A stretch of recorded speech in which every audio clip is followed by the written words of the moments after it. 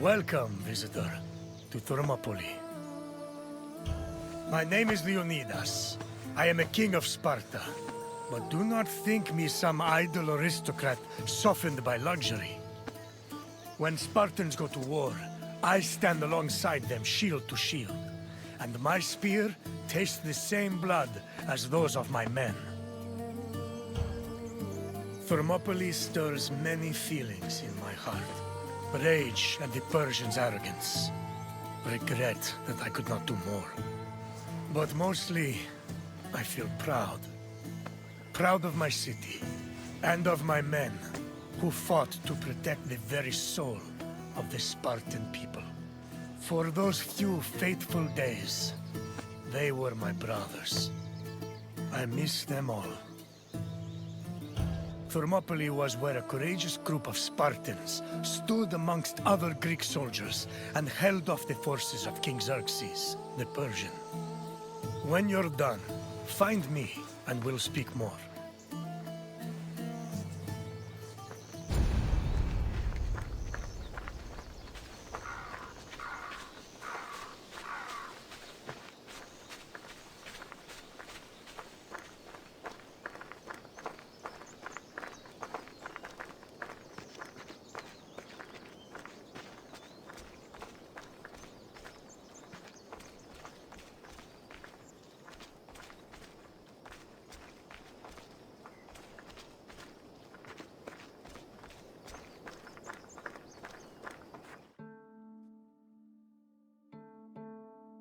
The Persian king Darius's cries of rage echoed for years after his humiliating defeat at Marathon. Even after Darius's death, his son Xerxes continued to seek vengeance against the Greeks. According to Aeschylus, Asia was emptied of all its men. Greek spies brought the news of Xerxes' imminent invasion back to their homeland. Afterwards, many discussions were had on the best place to mount a defense. In the end, the Greeks decided on Thermopylae.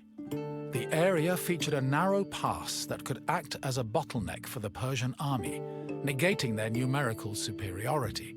It also offered naval advantages, offering the Greek fleets opportunities for flanking. 5,000 Peloponnesian Greeks set up at a fort near the entrance of the narrow passage, otherwise known as the Hot Gates. Leading them was Leonidas, a Spartan king who prided himself on supposedly being a direct descendant of Heracles. Leonidas was accompanied by several elite soldiers who together made up the famous 300 Spartans.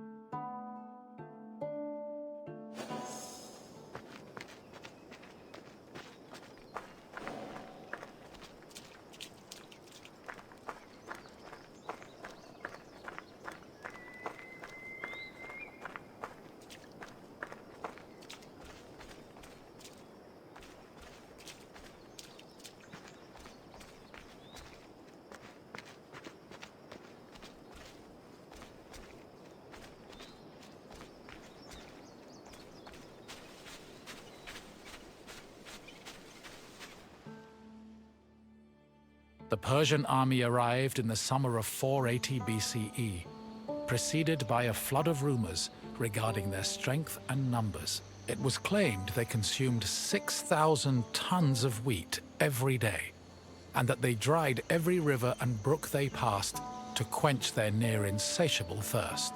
During their march to Thermopylae, the Persians faced no opposition, and in fact, increased their numbers further by recruiting more soldiers from other Greek cities and places like Thrace.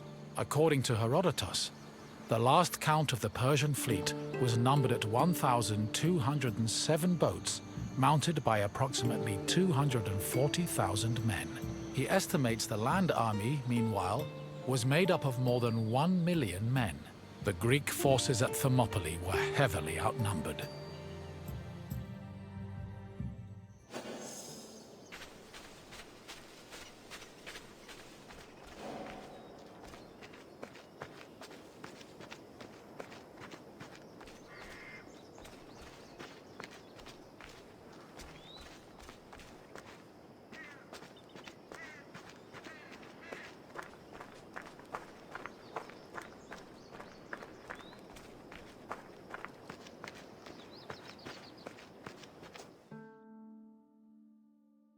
Xerxes believed that at the sight of his massive army, the Greeks at Thermopylae would flee in terror. Instead, they deliberated. The majority of the Peloponnesians wanted to engage the Persians on the Isthmus of Corinth. Leonidas, meanwhile, believed it was wiser to stay put in Thermopylae. While the Greek forces debated, a Persian horseman was sent to spy on the enemy. He returned to Xerxes with surprising news. Not only were the Greeks not fleeing, but the Spartans guarding the fort were exercising and combing their hair. A far cry from the fearful soldiers Xerxes expected. To increase the pressure on the Greeks, Xerxes waited 4 more days, then attacked on the 5th. The Persians faced heavy resistance and suffered many losses, and Herodotus says Xerxes leaped 3 times from his chair, seized with fear for his army. The following day proved to be just as difficult for the Persian forces, and the Greeks continued to stand their ground.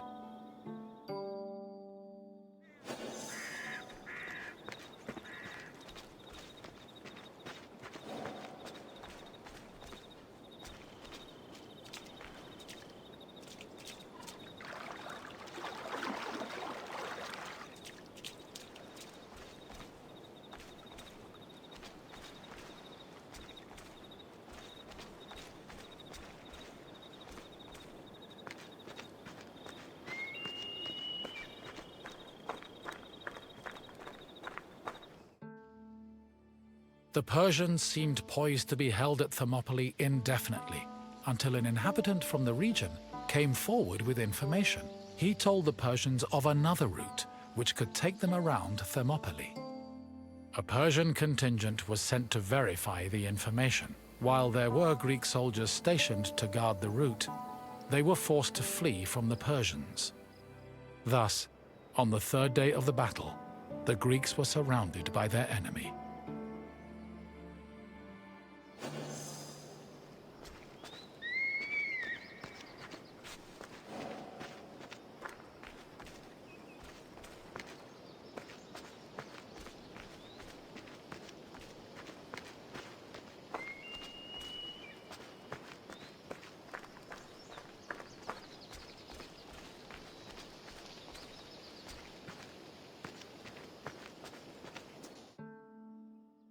With the Persians both in front of and behind them, the Greek forces at Thermopylae realized they had 2 choices: flee to live another day, or stand and fight till their last breath.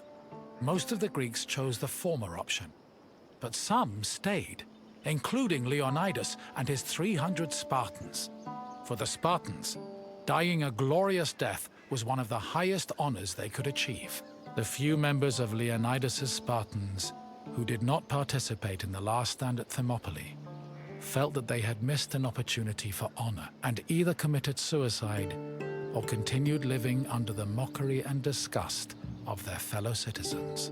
The Spartans' last stand was not only for glory, though. Had they not held off the Persians, the Greeks' retreating forces would probably have been cut down by enemy horsemen.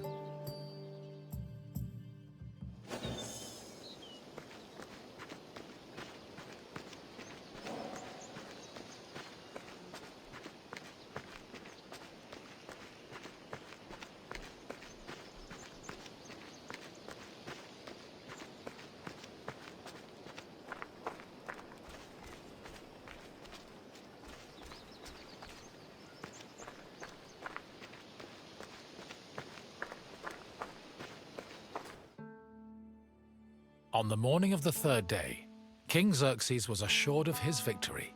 However, that victory did not come easy. King Leonidas himself fell in battle, and a furious fight broke out around his body. The Spartans fought to the last man, and when they had all been slain, Leonidas's body was brought before Xerxes. According to Herodotus, Persians usually honored the most courageous warriors, even if they were enemies.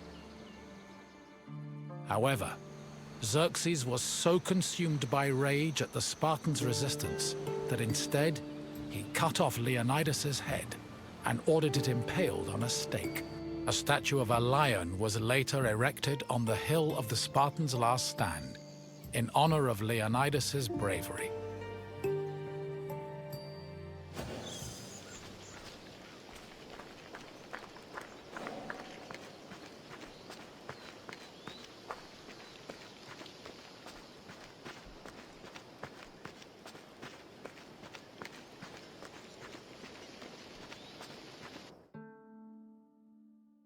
Though they were victorious, the Battle of Thermopylae shook the morale of the Persian army.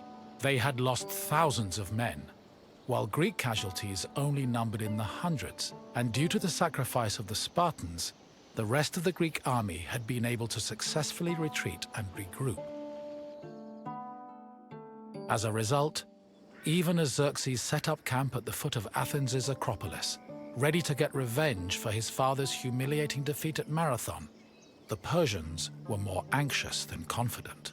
They were more aware than ever that the Greeks did not fear them and were ready to die defending their land.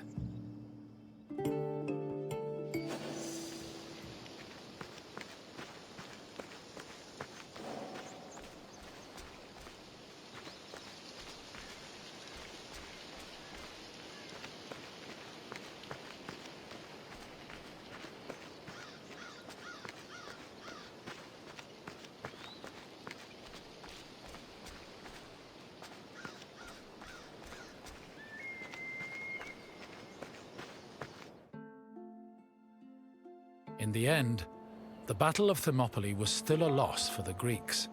However, the battle gave the Greeks a boost in morale that carried them all the way to their decisive victory over the Persians in the Battle of Plataea in 479 BCE.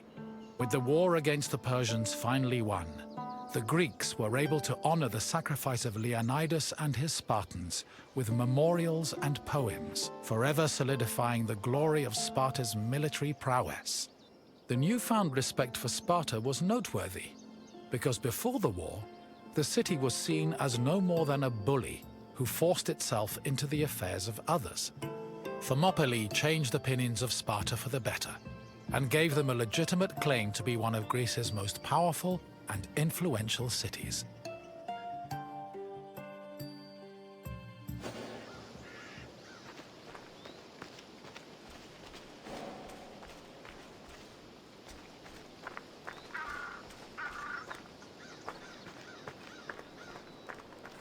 You've finished. I hope you understand the magnitude of the sacrifices made at Thermopylae. Without them, the Greek people would have surely ended as a footnote in Persian history. Is there something else you'd like to do? I admire your recklessness. Follow me.